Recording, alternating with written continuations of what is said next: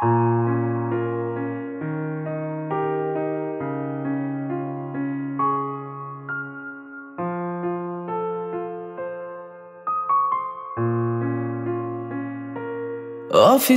দিন বেরঙিন শব্দহীন, স্ক্রিন জুড়ে আজ শুধুই বৃষ্টি দিন।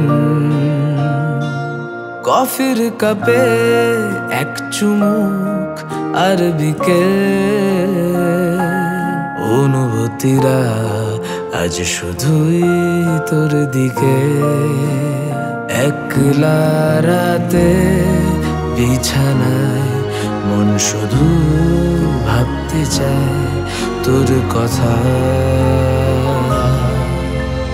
গভীর রাতের গোপন কথা, গভীর রাতের গোপন কথা, গভীর রাতের গোপন কথা, গভীর রাতে। কিছু কথা সবার সামনে বলা যায় না, কিছু কথা আমাদের একান্তই নিজেদের।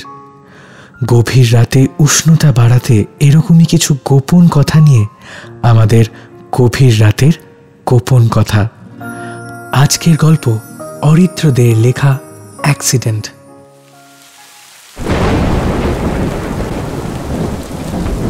সকাল থেকেই আকাশের মুখ গোমড়া, তবে অর্পিতার মুখ আর মুড দুটোই আজ বেশ ভালো। চায়ের কাপটা হাতে নিয়ে আকাশ দেখছিল অর্পিতা। বিট্টু আর রনি এখনো পড়তে আসেনি, আজ না এলেই ভালো হয়।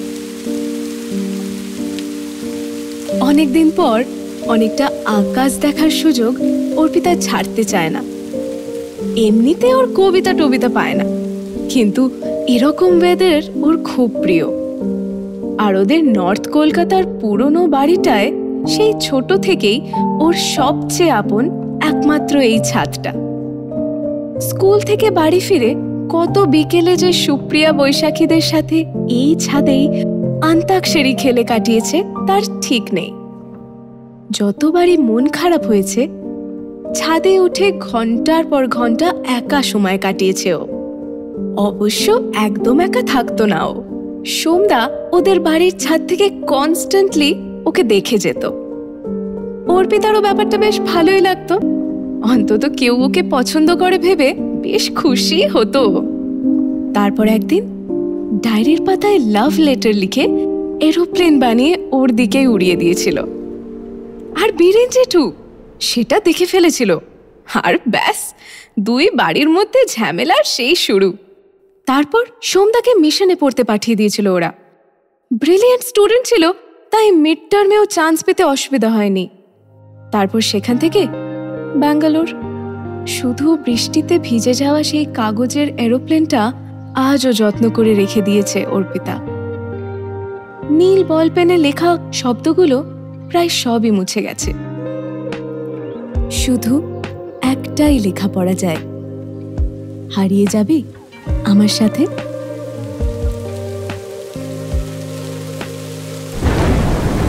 এই একই প্রবলেম অর্পিতার, একা একা ছাদে এলে ঘুরে ফিরে সেই দিনগুলোতে হারিয়ে যায় ও। সোমদাকে আজও ভুলতে পারেনি অর্পিতা।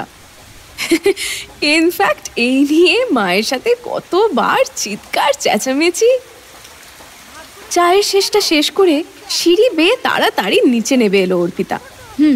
যা ভেবেছে তাই, রাগটাই সংসারের ওপর। কোভিডে বাবার কাজটা চলে যাওয়ার পর বাবা একরকম বেকার। অর্পিতার টিউশনি, বাবার ছোটখাটো বীমা বিক্রি, এটা ওটা করে সংসারটা চলে যাচ্ছে। তাই চিৎকার করে মা সবাইকে হুমকি দিচ্ছে মা আর এতদিকের দায়িত্ব নিতে পারবে না। অবশ্য মাকে দোষ দিয়েও লাভ নেই, বিয়ের পর কটা শখই বা পূরণ হয়েছে তার। ওদিকে অর্পিতাও কিন্তু চুপ করে বসে নেই। মাস্টার্স কমপ্লিট হওয়ার পরই এখানে ওখানে ইন্টারভিউ দিতে শুরু করেছে। কয়েকটা জায়গায় তো পজিটিভ বলেই মনে হলো, যদিও এখনো সেরকম ফাইনাল কোনো কল পায়নি, তবে ও কনফিডেন্ট, খুব তাড়াতাড়ি একটা ভালো খবর পাবে। আজকেও তো একটা কোম্পানি থেকে ওকে ইন্টারভিউর জন্য ডেকেছে। গৌরব তো বলল অর্পিতার সিভি ওদের বেশ পছন্দ হয়েছে। এইসব ৭-৫ না ভেবে তাড়াতাড়ি স্নানে গেল অর্পিতা। কিরে, এতক্ষণ ধরে তুই কি করছিস বাথরুমে? কোথায় একটা যাবি বলছিলি? আমি ভাত ঠান্ডা করতে দিচ্ছি, তাড়াতাড়ি বেরো। উফ, এই মাও হয়েছে, একটু ভালো করে স্নানটাও করতে দেবে না। কতদিন পর ইচ্ছে হয়েছে একটু মাথায় শ্যাম্পু করে ভালো করে স্নান করব। না, যা দেখছি মায়ের চিৎকারে আর সেসব কিছুই হবে না আজকে। কিরে, তুই জামা কাপড় বাথরুমে নিয়ে যাসনি? এই রে, ভুলে গেছি মা, দাঁড়াও এক্ষুনি আসছি। কোনো রকমে মায়ের মুখটা বন্ধ করেই শটান নিজের ঘরে চলে এলো অর্পিতা। আজ তার কি হয়েছে কে জানে, হয়তো অনেকদিন পর এরকম একটা ওয়েদার সত্যি পাগল করে দিয়েছে। না হলে নিজেকে আয়নার সামনে ভিজে চুলে এতক্ষণ কেউ দেখে? ভাতগুলো যে জুড়িয়ে গেল, মহারানের কি এখনো সময় হয়নি? এরপর কি মুখের সামনে ধরতে হবে? 50টা দাসীবাদী রয়েছে তো বাড়িতে, তাই সবাই নিজেরটা ঠিক সময় পেয়ে যাচ্ছ। আমার অর্পিতার মায়ের মাথা এখনো ঠান্ডা হয়নি মনে হচ্ছে। তা যাই হোক, গেলবারে জন্মদিনে বাবার দেওয়া নীল কুর্তিটা বের করেই রেখেছিল অর্পিতা। কোনো রকমে রেডি হয়েই খাবার টেবিলে। শুরুতেই করলা দেখে অর্পিতার মাথা গরম হয়ে গেল। আরে এটা যে ওর দু চোখের বিষ। কিন্তু আজ আর কিছু বলা যাবে না, মায়ের মেজাজ একদম দুর্বাসামনি হয়ে আছে যে। বাপরে, কোনো রকমে নাকে মুখে গুজে নিজের ঘরে চলে এলো অর্পিতা। আজ সাজতে খুব ইচ্ছে করছে, কার জন্য কে জানে। কুর্তির সাথে ম্যাচ করে ইয়াররিংস পরলো অর্পিতা। হাতে উঠল মানানসই ঘড়ি। স্ট্রেট করা চুল যত্নে বাঁধল। যেদিন থেকে স্কুটি চালাচ্ছে চুল নিয়ে খুব খুঁতখুঁতেও। ড্রয়ার টেনে স্কুটির চাবিটা নিয়ে প্রায় উড়ে উড়ে বেরিয়ে এলো ঘর থেকে। মা, এলাম আমি। অর্পিতা যখন স্কুটি চালিয়ে নিজের পাড়া থেকে বেরোয়, পাড়ার বেকাররা হতাশ চোখে তাকায়। কাকু জেঠুরা নাক সিটকোয়, আর পিসি দিদারা কি আবার পিএনপিসি করে। অবশ্য ও এসব কেয়ার করে না।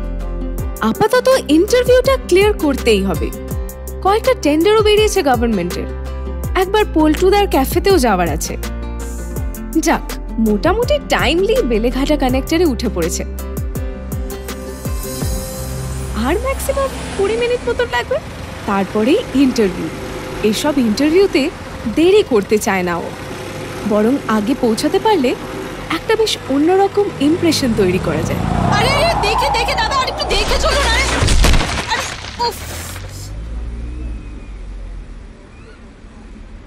একটি ছেলে তাড়াহুড়োতে রাস্তা পেরোতে গিয়ে অর্পিতা স্কুটির ঠিক সামনে এসে পড়ল। হঠাৎ ব্রেক কষতে গিয়ে সামনের চাকাটা ঘষতে গিয়ে স্কুটিটা একদম ছেলেটার ঘাড়ের ওপর পড়ল। প্রিয় স্কুটিটা সামলাতে গিয়ে অর্পিতা প্রায় উল্টে পড়ে যাচ্ছিল। নেহাত রাস্তায় পা পড়ে গিয়ে বেঁচে গেছে। কিন্তু ঠিক ইন্টারভিউয়ের দিনেই এরকম একটা বাধা পড়ল। রেগে লাল হয়ে গেছে অর্পিতা। হয়ে গেল। এই আপনি অন্ধ নাকি? হ্যাঁ, এরকম দিনে দুপুরে স্কুলের সামনে এসে পড়ে গেলেন। বড় কোনো গাড়ি হলে তো কোনো কাণ্ড কেন নেই আপনার? এই যে শুনছেন, হ্যাঁ আপনাকেই বলছি, কোথায় লেগেছে আপনার? সরি, ওটা আমারই দোষ ছিল, কিছু মনে করবেন না। আসলে একটু তাড়া ছিল তো। আমি ঠিক আছি, আপনি আসুন, আমি চলে যেতে পারবো। এবার ছেলেটির জন্য একটু মায়াই হচ্ছে অর্পিতার। নিজের ইন্টারভিউয়ের চক্করে ছেলেটির কথা একবারও ভাবলো না। ছি ছি, এবার নিজেকেই অপরাধী মনে হচ্ছে ওর। কিন্তু এ কি, ছেলেটির তো পা থেকে বেশ রক্ত বেরোচ্ছে মনে হয়। এ কি, আপনার তো খুব লেগেছে মনে হচ্ছে। ও তেমন কিছু না, আসলে একটু কেটে গেছে তো, তাই আর কি। উঠতে গিয়েও আবার পড়ে যাচ্ছিল ছেলেটি। এবার অর্পিতাই হাতটা ধরে নিল। পাশের চায়ের দোকানটায় নিয়ে গিয়ে বসালো ছেলেটিকে। ইস, পায়ের ওপরেই স্কুটিটা পড়ে গিয়েছিল তো, এক্ষুনি হসপিটালে নিয়ে যেতে হবে। ফ্র্যাকচার মনে হচ্ছে তো। এই নিন জল খান। শুধু পায়েই লেগেছে নাকি মাথায় টাথায় লাগেনি তো আবার? খুব যন্ত্রণা হচ্ছে কি? আচ্ছা, আপনার কাছে রুমাল আছে? অর্পিতা নিজের ব্যাগ থেকে জলের বোতলটা বের করে দিয়েই একের পর এক প্রশ্ন করেই যাচ্ছিল। ছেলেটা এবার যন্ত্রণা মুখে একটু হেসেই ফেলল। বেচারা, হয়তো কোনো জরুরি কাজে যাচ্ছিল, অথচ এখন ওকে নিয়েই জেরবার হয়ে যাচ্ছে। ভয়ও পেয়েছে খুব। আপনি এত ব্যস্ত হচ্ছেন কেন? আমি অনেকটা ঠিক আছি। আমার এক বন্ধু ডাক্তার, ওকে ফোন করে দিয়েছি, এক্ষুনি চলে আসবে। আপনি নিশ্চিন্তে যেখানে যাচ্ছিলেন যান। আমার কথা ছাড়ুন, আপনার পায়ের যা অবস্থা, আপনাকে এক্ষুনি হসপিটালে নিয়ে যেতে হবে। আর আপনার ডাক্তার বন্ধু কখন আসবে তার কোনো ঠিক নেই। আচ্ছা, আপনি একটু কষ্ট করে আমার স্কুটির পিছনে বসতে পারবেন? এই কাছেই বেলেঘাটা আইডি, 10 মিনিটে পৌঁছে যাব।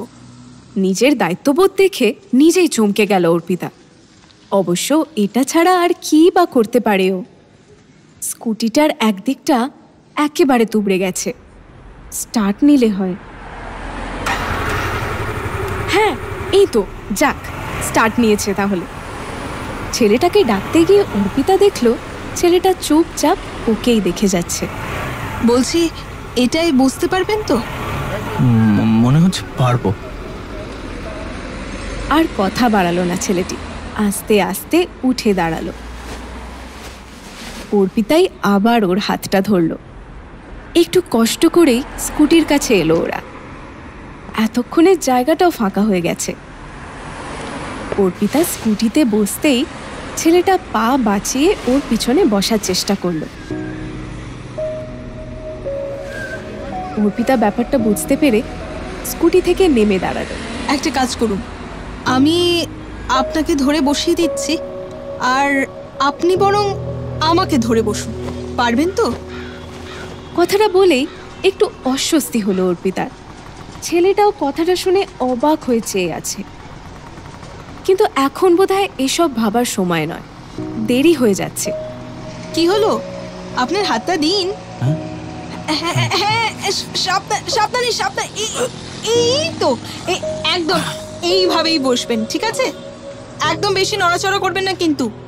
আর অসুবিধে হলে আমাকে বলবেন, কেমন? আরে আমাকে ধরে বসুন, একদম এত কিছু ভাববেন না।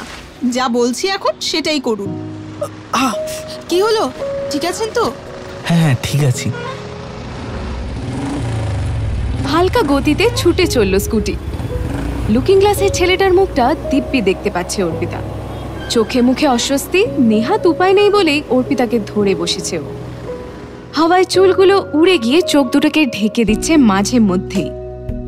হঠাৎই একটা বড় বাম্পারে স্কুটিটা লাফিয়ে উঠল। অস্বস্তিতে ছেলেটা চোখ বুজে ফেলেছে। ওর গরম নিঃশ্বাস অর্পিতার ঘাড়ে এসে লাগছে। 10 মিনিটের এইটুকুনি রাস্তাও যেন শেষ হচ্ছে না আজ। ওই তো এসে গেছে। এই যে, আমরা এসে গেছি। হ্যাঁ, কিন্তু আপনি এখানে কাউকে চেনেন? হ্যাঁ, আপনি আমার কাঁধের উপর ভর দিয়ে আমার সঙ্গে আসুন। আরে এত সংকোচ করছেন কেন? চলুন। এই তো আর দুটো সিঁড়ি, আর একটু। এই তো আমরা চলে এসেছি। এই তো। যাক, এমার্জেন্সিতে আজ খুব একটা ভিড় নেই। সুবলদা, হ্যাঁ এই যে এখানে। কি রে, তুই এখানে? সঙ্গে ডেকে বয়ফ্রেন্ড? আরে না, রাস্তায় আমার স্কুটির সাথে ওনার ধাক্কা লেগে গেছে। এই তো বেলেঘাটা কানেক্টরের কাছেই। তুমি প্লিজ একটু তাড়াতাড়ি ওনাকে এমার্জেন্সিতে নিয়ে চলো প্লিজ। পায়ের উপর দিয়ে গেছে পুরোটা। ইরে, এবার তো পুলিশ কেস হবে। আরে তুমি এমার্জেন্সির ফার্স্ট এডটা তো আগে দাও। আমি এক্ষুনি বেলেঘাটা থানায় যাচ্ছি, ওসি সুমন্ত সানালের সঙ্গে কথা বলে নিচ্ছি, ঠিক আছে? উনি আমাকে আগেও একবার হেল্প করেছিলেন, পরিচয় আছে। আচ্ছা দেখ, যা করবি তাড়াতাড়ি করিস একটু, কারণ বাড়াবাড়ি হলে কিন্তু সব ডিটেলস লাগবে। হ্যাঁ, আরে আপনি এত ভাবছেন কেন? আমি এখন একটু বেটার। তাছাড়া আমার ডাক্তার বন্ধু এখানেই আসছে। আপনাকে থানায় যেতে হবে না, আমি ফোনে পুরোটা জানিয়েছি। আপনি ঘাবড়াবেন না।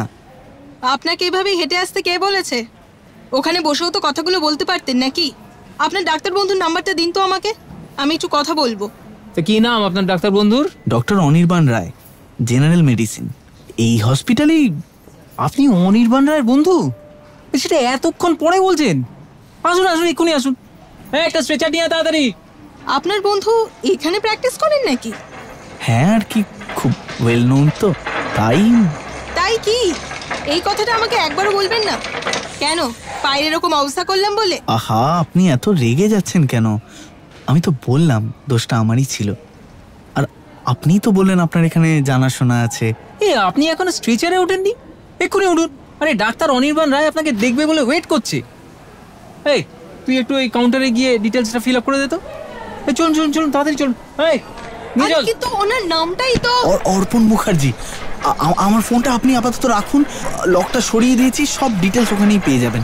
কিন্তু না না, আপনার ফোনটা আমি কি করে? আরে রাখুন না। বলতে গিয়ে অর্পিতা দেখলো ছেলেটি আবার সেইভাবে ওকে দেখছে, যেন কত কালের চেনা। ইনডোরে চলে যাওয়ার আগে পর্যন্ত দুজনেই একটা ঘোরে দুজনার দিকে তাকিয়ে রইল।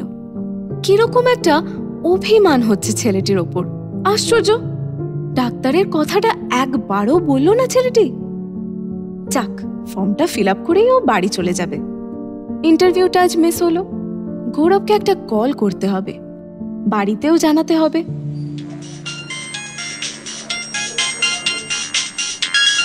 ঠাকুর ঠাকুর করে ফোনটা ধরেই ফেললো। হ্যালো কাকিমা, আমার নাম অর্পিতা। জানি মা, তোমাকে যে কি বলে ধন্যবাদ দেবো। অর্পণ আমাকে সবটা জানিয়েছে। ওর বন্ধু অনির ফোন থেকেই তো ওরা কথা বললো। অনি তো ওকে দেখছে। আমি তো, আচ্ছা কাকিমা, অর্পণের চোটটা কি খুব মারাত্মক? না মা, ভগবান বোধহয় তোমাকেই পাঠিয়েছিলেন। ভাগ্যিস তুমি তোমার স্কুটিতে করে ওকে হসপিটালে নিয়ে এলে। অনি তো বললো দেরি হলে বিপদ হতে পারতো, কিন্তু এখন আর কোনো ভয় নেই। পাটা কি ভেঙে গেছে কাকিমা? আসলে আমার জন্যই, মানে আমি স্কুটিটা সামলাতে পারিনি শেষে। কিন্তু তোমার তো কোনো দোষ ছিল না মা। অর্পণ তো আমাকে বললো। তুমি এসব নিয়ে একদম ভেবো না। আর শোনো, অর্পণ তোমাকে ভিতরে ডাকছে। আচ্ছা কাকিমা, বলছি যে অর্পণের ডেট অফ বার্থটা একটু বলবেন? আসলে আমি ওদের সব ডিটেলস ফিল আপ করছি তো, তাই আর কি। 16ই অগস্ট 1990। তুমি তো আবার আমাকে ঋণী করে দিলে মা। একদিন আমাদের বাড়িতে এসো। নিশ্চয়ই আসবো কাকিমা, আপনি ভালো থাকবেন। তুমিও নিজের খেয়াল রেখো মা, ভালো থেকো। হঠাৎ খুব ভালো লাগছে অর্পিতার। হঠাৎ অর্পণকে খুব নিজের মনে হচ্ছে। ফর্মের ফর্মালিটিগুলো তাড়াতাড়ি শেষ করেই ইনডোরে চলে গেল অর্পিতা। কিন্তু কিভাবে খুঁজবে অর্পণকে? অর্পণের ফোনটাও তো ওর কাছে নেই।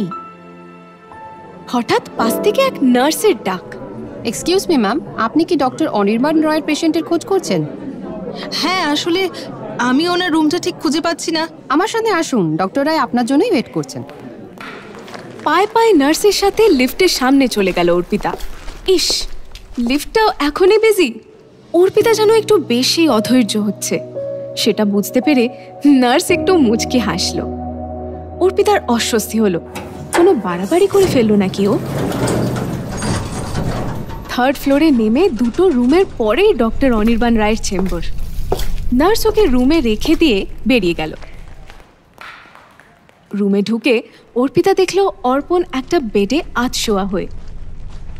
এর মধ্যেই পায়ে একটা মোটা ব্যান্ডেজ বাঁধা, তবে অর্পণকে দেখে অনেকটা নর্মাল লাগছে। আরে আসুন আসুন, আপনার জন্যই তো অর্পণ এত বড় একটা বিপদ এড়াতে পারলো। ও তো আপনাকে দেখলেই। অনি, কি হচ্ছেটা কি? ইঙ্গিতটা বুঝতে পেরে লজ্জায় লাল হয়ে যায় অর্পিতা। অর্পণের কি তবে ওকে পছন্দ হয়েছে? আপনি বসুন, কি নেবেন বলুন, চা না কফি? আমার কিছু লাগবে না, আমি একদম ঠিক আছি। অর্পণ এখন কেমন আছে ডক্টর? ভালো, ইনফ্যাক্ট অনেকটাই ভালো। তবে আগামী কয়েকদিন কিন্তু একদম বেড রেস্ট, আর নিয়ম করে ওষুধগুলো খেতে হবে। আর এই শোন, 1 সপ্তাহ পরে কিন্তু একটা এক্সরে করিয়ে নিস। যদিও কোনো মেজর প্রবলেম নেই, তবে সাবধানের তো মান নেই। আপনি কিছু খেয়েছেন? হঠাৎ অর্পণের এরকম প্রশ্নে একটু ঘাবড়ে গেল অর্পিতা। আমাকে নিয়ে আপনাকে ভাবতে হবে না, আমি এখন একদম ঠিক আছি। বাবা, এটা কি রাগ না অনুরাগ? পাগমো করিস না অনি, উনি সত্যিই আমার যথেষ্ট কেয়ার করেছেন আজকে। আর তোকে তো সব বললাম। আচ্ছা ডক্টর, উনি কি এখনই বাড়ি ফিরতে পারবেন? আই মিন অন্য কোনো কমপ্লিকেশনস? সার্টেনলি, এখানকার ট্রিটমেন্ট সব শেষ, এরপর তো বাড়িতেই থাকতে হবে ওকে। ইফ ইউ অ্যালাউ মি, আমি কি স্কুটি করেই ওনাকে বাড়ি পৌঁছে দিতে পারি? হ্যাঁ তা পারেন, কিন্তু সাবধানে। অবশ্য আপনি যেভাবে মায়া বাড়িয়ে দিচ্ছেন, আমার বন্ধুত্ব একেবারে যাতা অবস্থা। আপনি একটু নার্সকে বলুন না ওনাকে হুইল চেয়ারে করে নিচে নিয়ে আসতে। আমি নিচে গিয়ে ওষুধগুলো কিনে নিচ্ছি। না না, এবার বোধহয় আমি একটু হাঁটতে পারবো, না পারলে না হয় আপনার কাঁধে ভর দিয়ে। হ্যাঁ বুঝেছি, তার মানে নার্সের দরকার হচ্ছে না তো আর? তুই তো আমাকে ভাতে মারবি দেখছি। আপনাকে যা বলছি সেটাই করুন প্লিজ। আর ডক্টর, আমি এ সবই করছি শুধুমাত্র কর্তব্যের খাতিরে, আর অন্য কিছুই নয়। কর্তব্য তো আমরা সবাই পালন করছি, কিন্তু মন ছুঁতে পারছে কি? আপনি পেরেছেন, ওটাই আসল, জানেন তো। ডাক্তারিতেও আমি তো বুকে স্টেথো ঝুলিয়েই খালাস, ওর আসল রোগ তো সারিয়ে তুলেছেন আপনি। আমি কিছুই করিনি, শুধু পরিস্থিতির সামাল দিয়েছি মাত্র। আমি কিন্তু স্টেথো ইউজ না করেও পালস বুঝতে পারি, তাই বলছি আমার বন্ধু কিন্তু ছেলে খারাপ নয়। শুভেচ্ছা রইল, নমস্কার। অর্পিতা এবার চুপ করে গেল। ডক্টর রায়ের কথা যে একেবারে মিথ্যে নয়, সেটা বোধহয় ও নিজেই বেশ বুঝতে পেরেছে। আপনি কিছু মনে করবেন না, উনিটা বরাবরই এরকমই আর কি মারে। এত বড় ডাক্তার হয়েও যে কি করে। কেন মনে করব না? আপনার বন্ধু যে এত বড় ডাক্তার সেটা একবারও বললেন না। অ্যাক্সিডেন্টের বদলা নিচ্ছেন, তাই না? সরি, আমি বুঝতে পারিনি আপনি এইভাবে রেগে যাবেন। আসলে প্রথম থেকেই তো আপনাকে এত বিপদে ফেলছি, তাই আর। ইস, কত আমার বিপদের খবর রাখেন আপনি। আর আপনার বিপদটা কিছু নয়, তাই না? আপনি আপনি আমাকে নিয়ে এত ভাবছেন? আর ভাবো না, এইবার থেকে আপনি নিজেই নিজের কথা ভাববেন, কেমন? দাঁড়ান, আপনার ওষুধগুলো কিনে আনি। আপনি এখানেই বসুন। এই রে, অর্পণের সেই হাসি মুখটা দেখে অর্পিতা বুঝলো ও ধরা পড়ে গেছে। ওষুধ কিনে স্কুটির সিটের তলায় রাখতেই অর্পণের প্রশ্ন, আরে আমার ডেবিট কার্ডটা নিয়ে যাবেন তো? উফ, বলুন তো কত হয়েছে? আমি ইউপিআই করে দিচ্ছি। থাক, যত হয়েছে তার দাম দিতে পারবেন তো? মানে কত হয়েছে? এটা না হয় আমি দিলাম। আচ্ছা, আপনি আগের মতো বসতে পারবেন তো? ধরে বসবেন কিন্তু। হারিয়ে যাবেন আমার সাথে? চমকে উঠল অর্পিতা। সেই এক প্রশ্ন, সেই এক টান, বুকের ভিতরে দামামা বাজানো সেই একই রকম মন কেমন। চোখ দুটো এবার ভিজে আসছে ওর। চলুন এবার ফিরি, বৃষ্টি আসছে বোধহয়।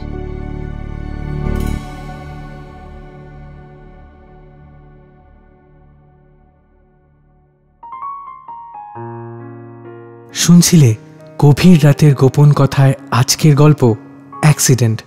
লিখেছে অরিত্র দে, ন্যারেটর ঐন্দ্রিলা, অর্পিতার চরিত্রে অর্পিতা, অর্পণ জ্যোতিষ্মান, অর্পিতার মায়ের চরিত্রে ইন্দ্রাণী, নার্স চুহিতা, অর্পণের মায়ের চরিত্রে Reshma, doctor Anirban Roy Rudra, sound designing and original score Jyotishman, visual designing Kishan, সমগ্র ভাবনা এবং পরিচালনা অরিন্দম।